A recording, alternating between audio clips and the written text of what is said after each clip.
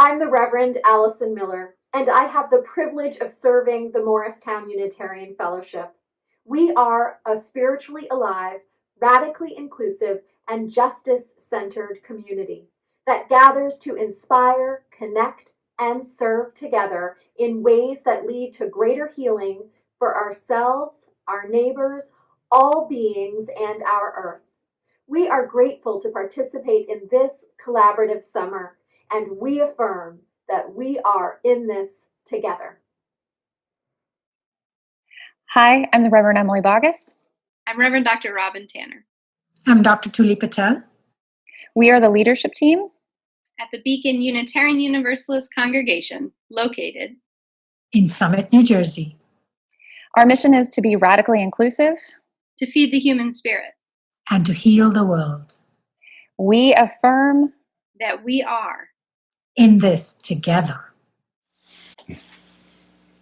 I am Reverend Scott Samler Michael, he, him, his. And I'm Reverend Anya Samler Michael, she, her, hers. And we are senior co-ministers at the Unitarian Universalist Congregation at Montclair.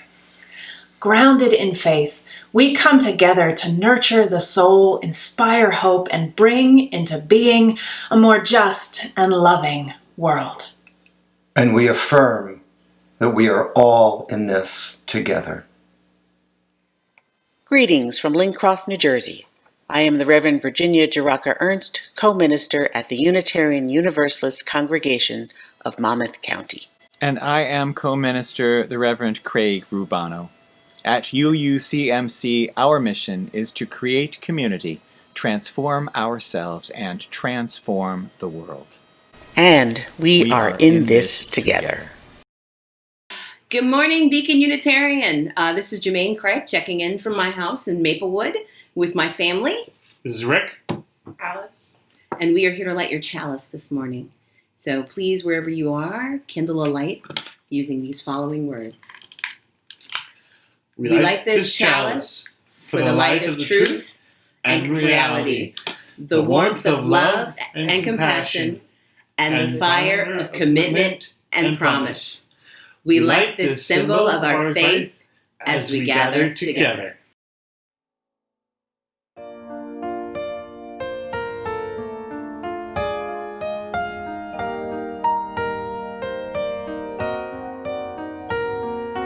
Enter, rejoice, and come in.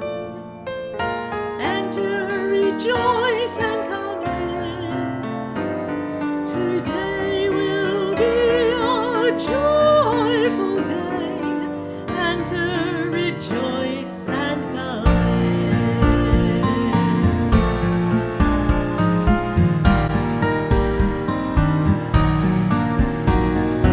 Open your ears to the song.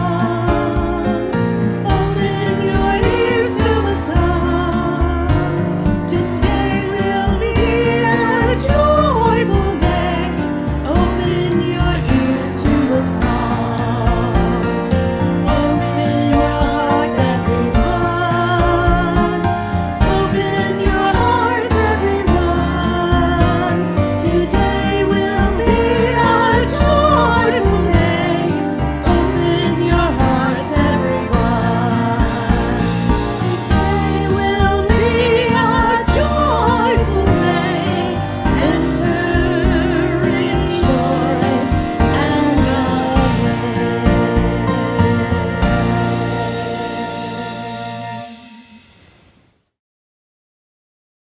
So, hello, kids. Today we want to spend some time talking about what spiritual practices you engage in during times of stress or even regular times. So really what we want you to think about, what is the one thing that you do daily, every day, that if you didn't do it, it would feel weird or strange?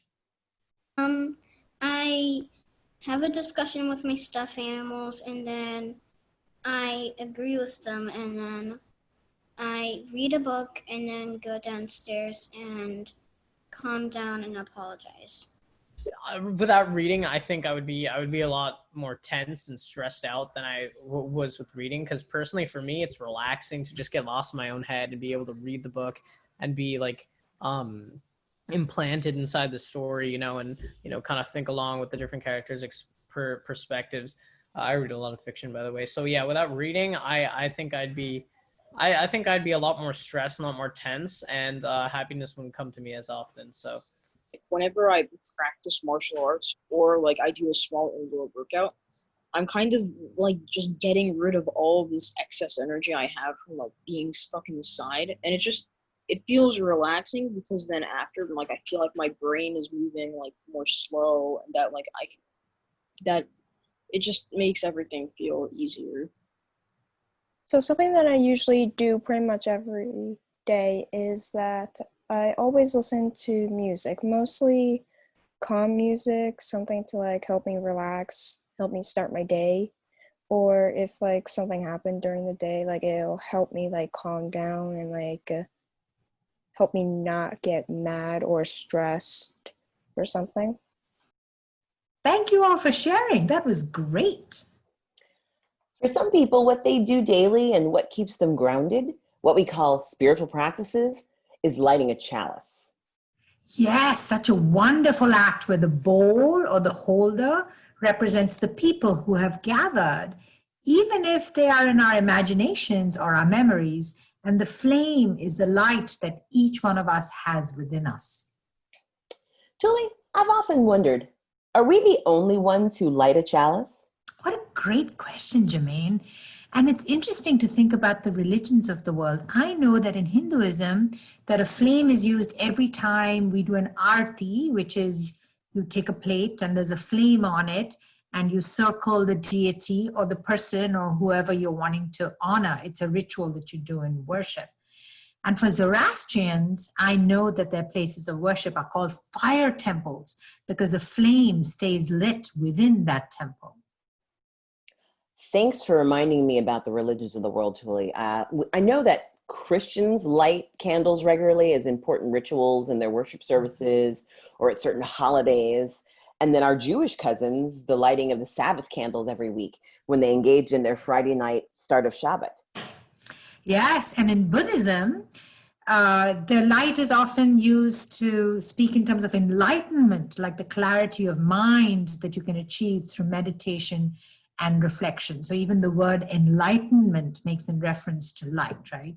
So it seems like the lighting of a flame isn't unique to us as Unitarian Universalists, and certainly taking the time to learn about the religions of the world and the practices that they engage in is really important to us as Unitarian Universalists. In fact, isn't it one of our sources?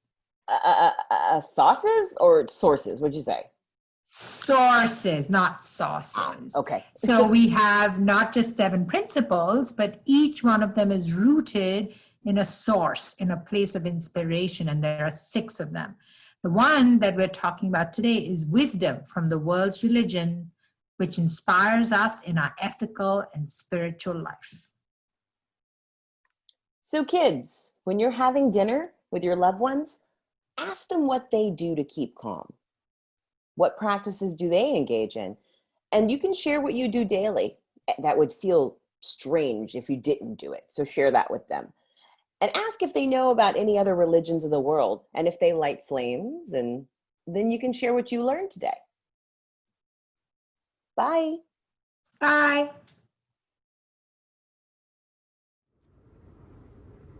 We light our chalice to kindle the flame within us. And from our chalice, each week in our candle lighting, we light candles from that source of love and being to bring our attention and intention to names of people we love, people experiencing joy and sorrow.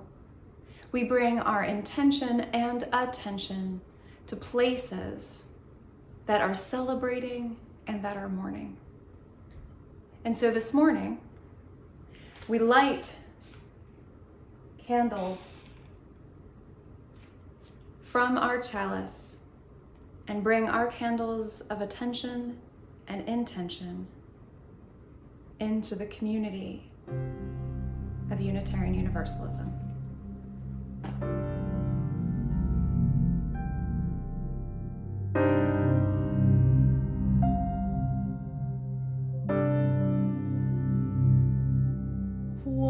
What wondrous love is this, oh my soul, oh my soul?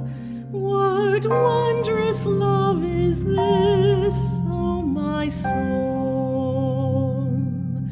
What wondrous love is this that brings my heart such bliss and takes away the pain of my soul, and takes away the pain of my soul.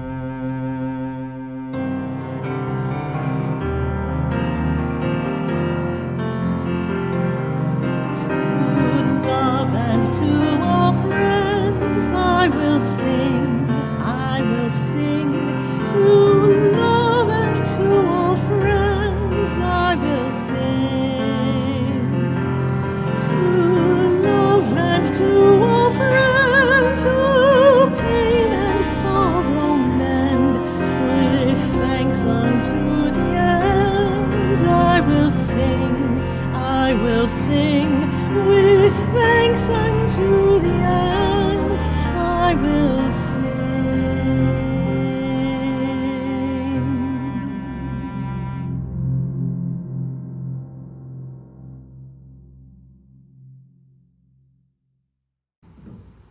We begin our morning meditation by finding ourselves in a comfortable position, either seated or lying down, perhaps standing, a position that we can hold for a short period of time, 3 to 5 minutes.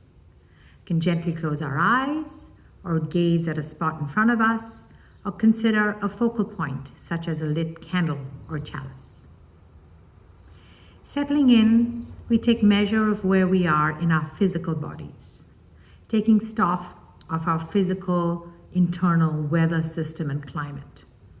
Perhaps there is anxiety or restlessness or excitement or nothing at all. Whatever it is, we accept it, we acknowledge it, suspending for a short period of time that analytical part of our brains. Moving our attention now to where we are seated, noticing our feet, noticing our hands, noticing the sounds that might fall upon our ears. If it helps to name, you may do so, but not attaching any judgments. The sound that falls upon your ears, perhaps traffic or birds, is not good or bad, it just is. And now shifting our attention to our breath, in and out through the nose, following the trajectory of the breath. On the inhale, the breath enters. It is slightly cool at the tip of the nostrils. It goes down past the back of the throat, down into the trachea and into the lungs. And on the out breath, the journey is reversed. You may wish to focus on the very tip of your nose and notice little things about the breath, such as the temperature. When it enters, it is cool. When it leaves your body, it is warm, having been warmed by our body organs. If your mind wanders, as it will, gently bring it back to focus on the breath, in and out through the nose. In through the nostrils, past the trachea, down into the lungs, and on the out breath, the journey is reversed. If there are distractions, perhaps children, perhaps sounds from your household. Accept them. These are a normal part of our living conditions, and we meditate through them. Meditation is available to us at any point in our day. As we practice, we will move from effort to ease and step into what is called continuity of practice, so that every moment there is awareness. We engage in these practices of meditation and awareness so as to build focus, so as to build concentration, and to give our mind an opportunity to expand, to consider other possibilities. In the Buddhist religion, when we jump from thought to thought, from idea to idea, which is natural, this is called monkey mind. And so we spend our time focusing on our breath, building our capacity for awareness. Most meditation practices are breath-based. So for those who are challenged in their breath, either because of age or because they might be suffering in some way, you are invited to focus on sensations in the body. You can focus on body temperature, or the base of your feet, or your palms open, and what the sensations are in your open palms. Whatever practice you choose for a short period of time, the important thing is to stay with observation, without analysis, without judgment. Taking a deep breath in, you are invited to return to your present surroundings, noticing once again bird sound, where your feet are, where your hands are. Bring your attention back to your breath. Taking a deep breath in, you are invited to gently open your eyes if they are closed, or make some small movements to bring yourself back to the present moment.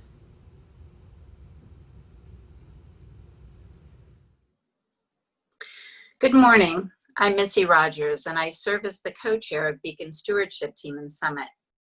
Before I arrived in New Jersey, I lived in California and attended the Pacific Unitarian Universalist Church in Southern California.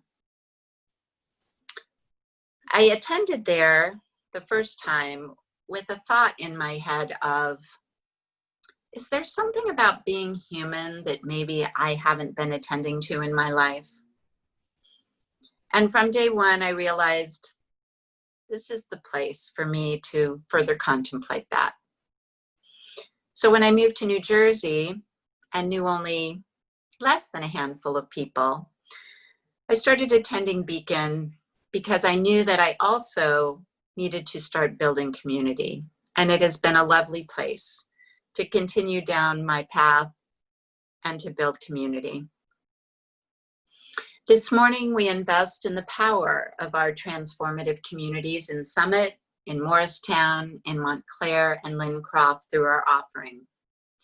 Your contribution of every size empowers us to live out our mission more fully. We give thanks for Unitarian Universalism and for you, for who you are and the gifts that you bring to this world. We give thanks.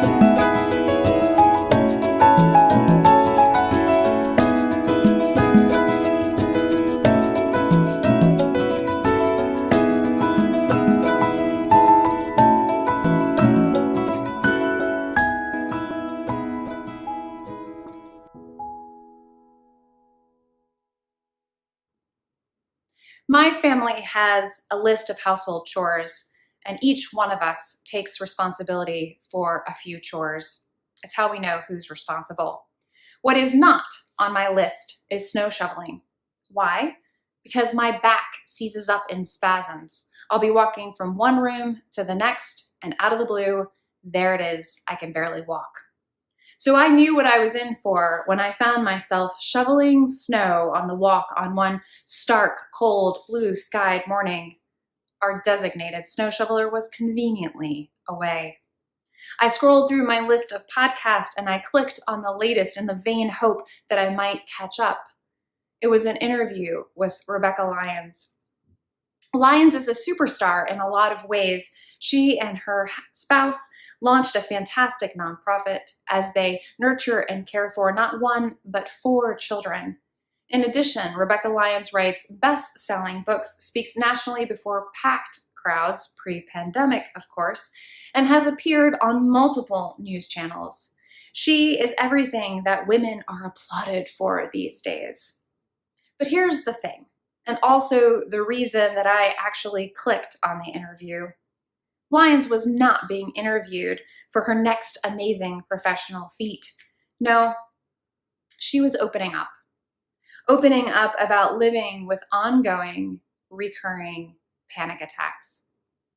Her first attack happened on a plane. The next, a train, followed by an elevator. Rooted in claustrophobia, this was something that she could not explain. She had never experienced it before, and moreover, she could not control it. She writes, the anxiety was so intense physically. Your body is acting and responding as if you are being held at gunpoint. The adrenaline of your heart is just beating out of your chest. You are sweating profusely. You can't even find your words. It's just sheer terror embodied. I stopped shoveling in that moment. And I felt the muscle memory of my own panic attacks in her descriptions. I had my first attack in the months after my second daughter was born. It came suddenly and out of the blue, just like those back spasms. It was not something that I knew anything about, nor would I ever. I'll just say, normally I would pride myself on how strong and courageous I was, and it brought me to my knees. One thought lodged itself into my brain. One day, you won't exist. Now, this is not a thought that I hadn't thought before, of course. I had accepted it, of course. What was new was the physical suffering. My brain went into hyperdrive, a hyperdrive of terror, with the physical sensation of despair that just never wouldn't lift. I couldn't make it stop. I was absolutely at its mercy. Because you see, at some points in our lives, fear is like a slow burn, rumbling just underneath the surface. We might not even realize that it's there. But at other times, fear comes out as sheer, embodied panic. So friends, tell me, how is fear alive in your life right now? I ask because there is simply so much to fear. Turn to anyone and ask them, what scares you the most right now? I'm not going to name all of the things that I have heard from people as I ask that question, because I don't want to traumatize or re-traumatize you. You've got the news for that. You can simply turn it on. But if you ask the question, and if the people around you dare to be honest and to be vulnerable, you'll discover that everyone has a different slice of fear pie, and it's all real. Perhaps the hardest part is that human beings aren't our best selves when we live out of a place of fear. In fact, fear cuts us off from the source of being and our source of belonging. As the Thai Buddhist teacher Ajahn Badasa says, the mind composed of wrong view suffers from spiritual disease.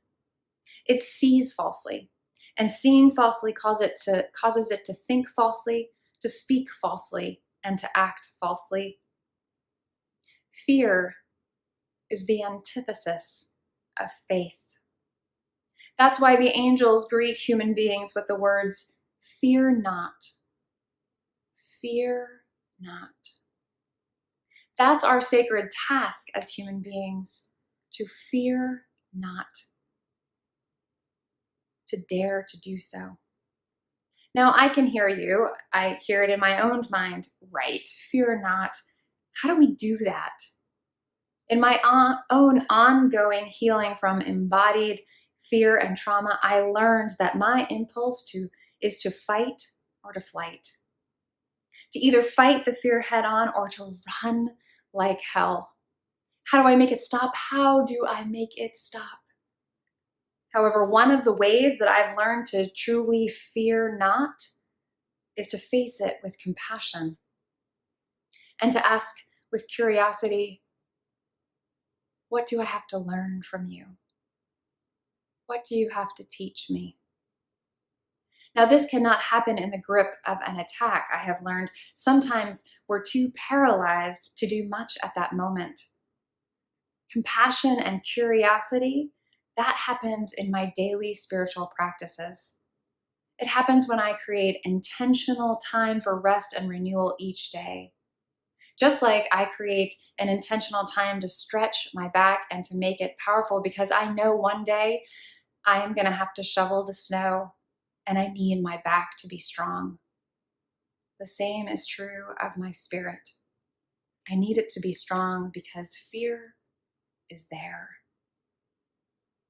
In fact, in anything that I do in a single day, including loving my family, the single most important thing I can do is my spiritual practice because it helps me love. It reconnects me with the source of our collective being. It puts me in touch with the places where I hurt and struggle alongside the places where I know abundant joy. Now, spiritual practices are not one size fits all. I wish that I could just give you one and say, go for it, have fun. Throughout the years, I have struggled with what works for me, and I know so many others who have. And I've discovered that different practices work in different seasons of life. What worked in my 20s does not work for me now because I am a different person dealing with different things. But that's the beauty as well. There are so many pathways into reconnecting with our wholeness and our knowing. Rabbi Rami Shapiro, who is the founder of the Order of the Holy Rascal, says that spiritual practice is more conspiratorial than inspirational. He writes, it conspires to strip away everything that you use to maintain the illusion of certainty, security, and self-identity. A good spiritual practice intends to free us. And if so much of what we are setting out to do as a movement is to debunk white supremacy culture, we're going to need a spiritual practice that teaches us how to free ourselves. To live out of our shared Unitarian Universalist values, we will have to engage our fear deeply and profoundly because it's scary to live as a whole person. It is. It's scary to face our traumas, the traumas that we hold in our bodies, as well as the traumas that are left to us by our ancestors. It's scary to face our country's evils. It is scary to face the change that is required, both as individuals and as a collective. It will require us daily to fill the well within us of courage. If this summer is offering you a time of rest and renewal, we invite you to lean into a spiritual practice. Do some research, ask around, listen inwardly. If there is a practice that you hear about that your heart or your head or your body cries out, yes, that's it, listen and engage. If there is a practice that you hear about that your heart or your head or your body cries out, oh my gosh, that terrifies me, listen, because that might be exactly what you need. I invite you to listen and then to make a promise. We Unitarian Universalists are good at making promises. We are people of the covenant. Make your promise and set your intentions. Set an intention to writing as a spiritual practice daily for the next 6 months, to meditate daily for the next 6 months, to laugh daily for the next 6 months, to watch the sunset for the next 6 months, to run for the next 6 months. Whatever practice it is, engage it wholeheartedly. And then find a community that supports you. Of course, there is your Unitarian Universalist community, because you are going to need them to cheer you on and also to listen patiently as you grumble. Writer Bianco Sparancino writes, "Sometimes your mountain to climb is made up of weekdays and months, made up of pushing yourself forward even when you want to nestle into the past. Sometimes courage isn't made up of war and bloodshed. Sometimes courage isn't made up of combat. Sometimes courage is a quiet fight, a dim softness within you that flickers even on your darkest day and reminds you that you are strong, that you are growing, and that there is hope." So, beloved, tell me your fear, and I will tell you mine, and together, let us dare to fear not. Amen.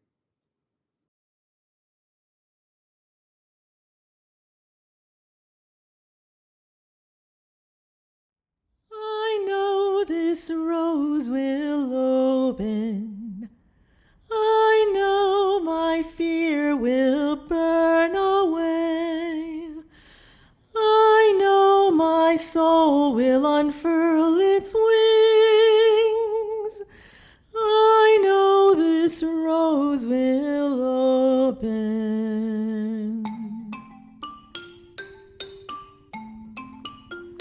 I know this rose will open. I know this rose will open. I know this fear will. I know this fear will. I know this fear will. I know this wings. I know this wings.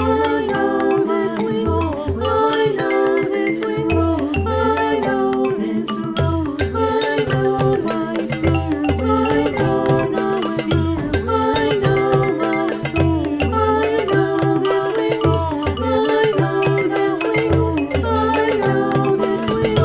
I know this wings. I know this wings. I know this rose. I know my fears. I know my fears. I know my soul. I know this wings. I know this wings. I know this rose. I know this wings. I know this rose. I know this rose. I know this rose will open. This rose will open. This rose will open. Open, open, open, open,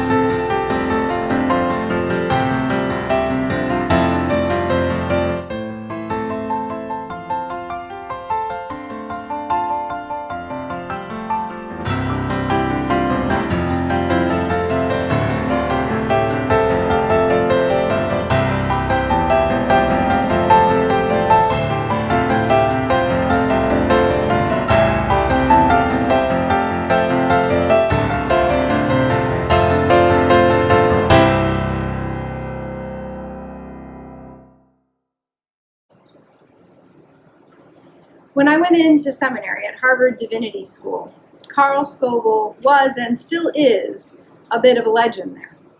For 32 years of his 45-plus year ministry, Reverend Scoville served as the minister at King's Chapel in Boston.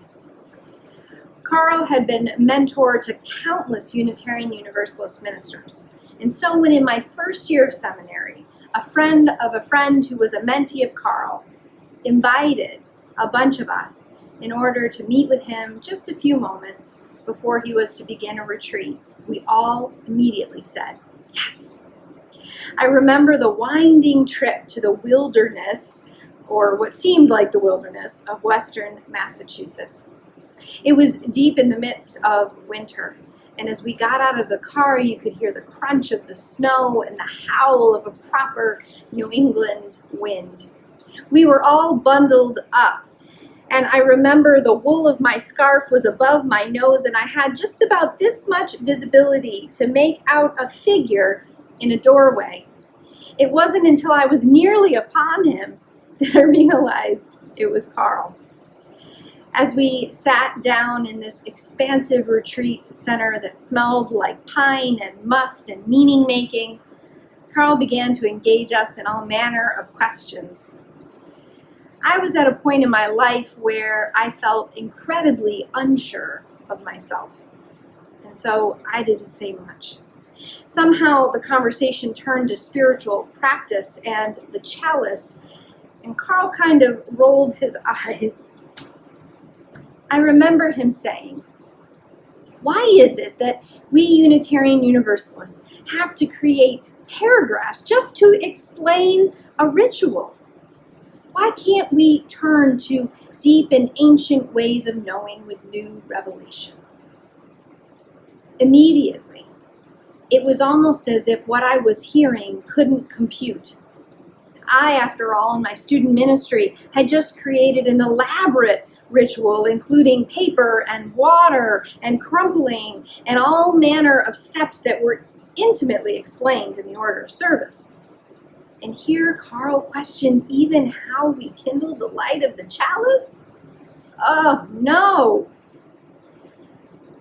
At once, it reminded me of when I was a teenager in high school and I helped to load a dishwasher at my friend's house after dinner.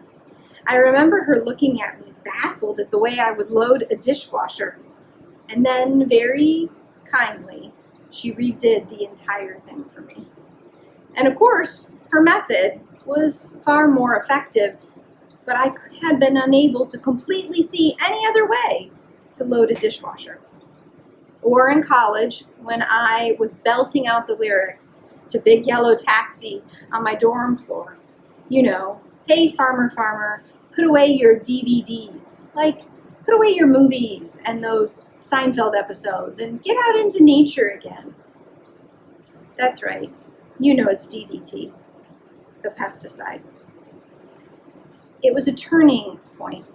When I encountered Reverend Scoville's words years later, they spoke to me then, and they still do now. Some things he writes in this Berry Street lecture delivered in 1994. Some things we do not surmise but know. We know that we are finite, that we have an end. We know that behind every discovery and disclosure lies a mystery. And we know that we are free to make decisions and act, and yet our freedom is circumscribed by genes, by fate, by destiny, by history. These things we know, mystery, energy, order, fate, freedom, finitude, but together they do not constitute a faith.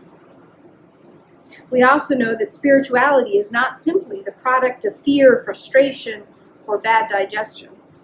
We know that our yearning for meaning and fulfillment is given in our very being. So follow that yearning, need, reaching to its source, to our creation, to our createdness, and surmise with me, if you will, that this yearning, this reaching, this need is no accident, but a reflection of that reality from which we come. I believe in a portion of that lecture, and in the conversation with that group of seminarians, Reverend Scoville was trying to teach us that Unitarian Universalism is not some new faith, but a new revelation of an ancient yearning, a following of the thread of knowing. Spiritual practice, beloved, is following a thread of knowing. I remember in the Charlotte uprising in 2016 when young Black queer activists gathered in the streets on the third night after Justin Carr had been murdered. And there they brought sage, they brought drums, and with this stream of following an inward and communal knowing, began to reconstitute the pathways we walked, where generations of injustice had occurred. Follow the knowing. Zen Buddhist priest Reverend Angel Kyoto Williams teaches you, just as you are in your life right here, right now, all there is here. All you need to know. You don't have to do anything special. Mostly you have to be open to meeting face to face and even dancing with the truth that pertains to your life right now. You have to find a way to collect your fractured pieces, examine them, and then accept them as part of who you are. Spiritual practice is about transformation, but it's also, and more importantly, about working with what is. And so, beloved, we do not flee the scene of our humanity, but these great spiritual teachers tell us that what we need, that the yearning, is found in the facing of what is. I know we can spend a lifetime of fleeing. I was one who spent a lifetime of fleeing. I was the one who in seminary would easily preach about a love that saved all, the universalist truth. And yet deep within my own being, I suspected that I was the exception to this teaching of universalism. And so I tried to work out my salvation with a rugged individualism, with a way of doing everything on my own, and disdain and rejection of help from any corner. And so it was I found myself in my first ministry, in a relationship that had ended, because of all the truths across 8 years I couldn't face. And at last, a partner who had an affair, who sought comfort with someone else, and I was not present. I was sick with an infection that the doctors could not find the source of, and I was deeply in debt, and the bills were piling up. And at last, after years of pushing away any spiritual practice that would have me encounter the what is of my own being, that would have me have a moment to embrace and allow myself to be held by this love, I at last picked up the phone and called a colleague. I need help, I said. And that first sentence led to walks, led to times of stillness, led to long phone conversations, and at last allowed me to be able to sit with what was and to begin to change. Muhammad Ali says that it isn't the mountain ahead that's wearing you out, it is the pebble in your shoe. I was being worn out by pebbles, by small daily stones that I was refusing to even acknowledge their presence. All the manifestations within me of what some might call the master's tools, and I kept trying to be in the world as if I wasn't in pain. But when I said, I need help, And I discovered spiritual practice, not a kind of spiritual practice that is a fleeing for an enlightenment that is outside of one's body or apart from all the stickiness and complexity of one's life, but was distinctly in the body and in this life and in community. That spiritual practice began to grind those pebbles to dust. So beloved, and I use those words intentionally, each of you receiving my words, know you are beloved. And so beloved, I implore you, for the years march on and the pebbles add up. Now is the time for each of us in our communities to at last embrace this love, to encounter spiritual practice that does not divorce us from our bodies or divorce us from the complexity of what is, but grants us the courage to face it. The expanse of the beach gives testimony to the power beyond the single drop, to grind all of the pebbles and stones into dust. The resurgence of a sunrise at dawn renews the pledge that the light shall return. And the simplest of spiritual acts without paragraph explanations, the kindling of a light, reminds us of the ancient task to follow the thread of knowing to the new revelation, to build beloved community. So beloved, may we follow that thread of knowing. So may we kindle the light. So may we journey across these stones together to grind them down to nothing but dust and bear witness to the sun's return.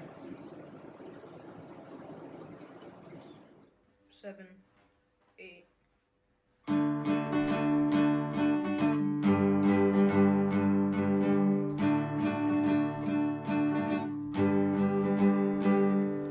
Though below me I feel no motion, standing on these mountains and plains, far away from the rolling ocean, still my dry land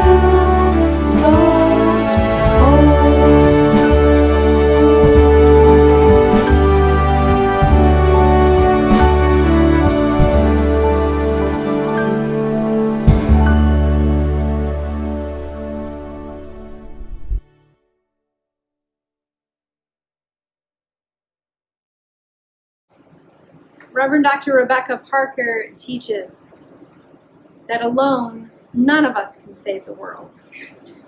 But together, that is another possibility waiting. So let us journey with this faith to follow the thread of knowing with courage and with love that together we might yet savor and save this world.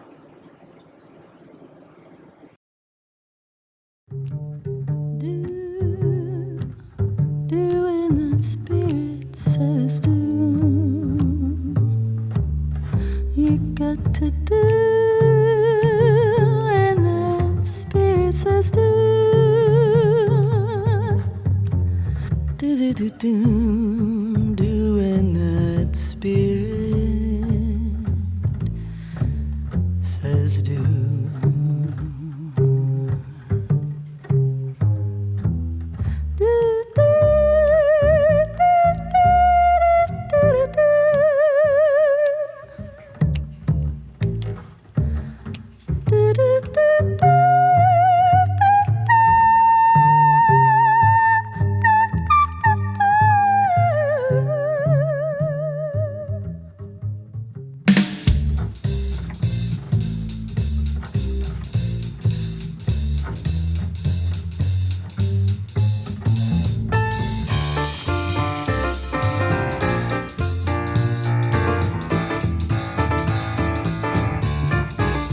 You got to do when the spirit says do. You got to do when the spirit says do. When the spirit says do, you got to do, oh Lord. You got to do when the spirit says do. Spirit says do. Spirit says do. Spirit says do. Spirit says do. Spirit says do. Spirit says do. You got to sing when that spirit says sing. Sing when the spirit you got to sing when that spirit says sing. Sing, sing, sing. When the spirit says sing, you got to sing, oh Lord. You got to sing when the spirit says sing. Spirit says sing. Spirit says sing. Spirit says sing. Spirit says sing. Spirit says sing. Spirit says sing. You got to groove when the spirit says groove. You gotta be grooving, you gotta be grooving. You got to groove when the spirit says groove. You have got to groove. When the spirit says groove, you've got to groove, oh Lord. You've got to groove when the spirit says groove. Says groove. Spirit says groove. Spirit says groove. Spirit says groove. Spirit says groove. Spirit says groove. Spirit says groove. You got to rock when the spirit says rock. You got to rock when the spirit says rock. When the spirit says rock, you got to rock, oh Lord. You got to rock when the spirit says rock. Spirit says rock. Spirit says rock. Spirit says rock. Spirit says rock. Spirit says rock. Spirit says rock.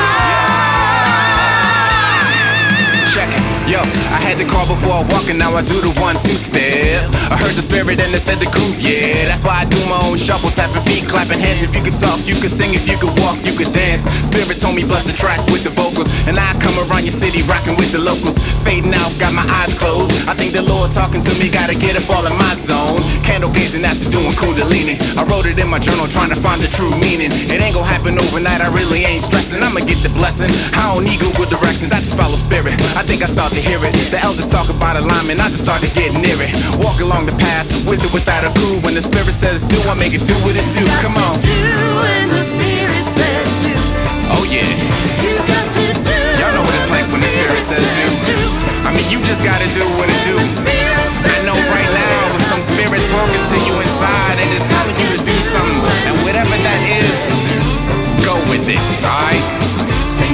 Spirit says do. Spirit says do. Spirit says do, and you know what? I'ma do what I do. You go ahead and do what you do. And that's how we gonna do what we do. You know what I'm saying? Yeah, baby. Spirit says do.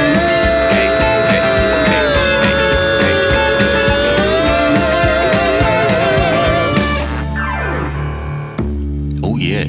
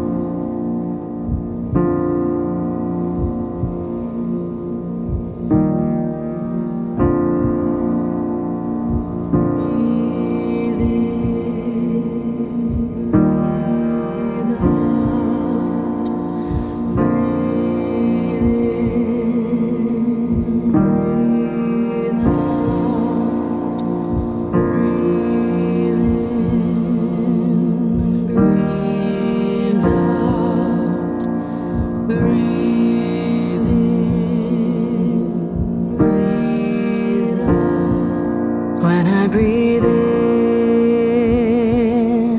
I'll breathe in peace. When I breathe out, I'll breathe out love. When I breathe in, I'll breathe in peace. When I breathe out,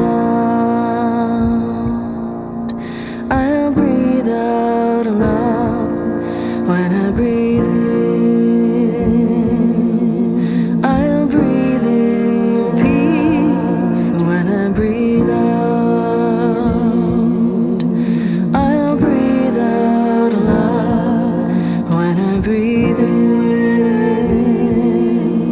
I'll breathe in peace. When I breathe out,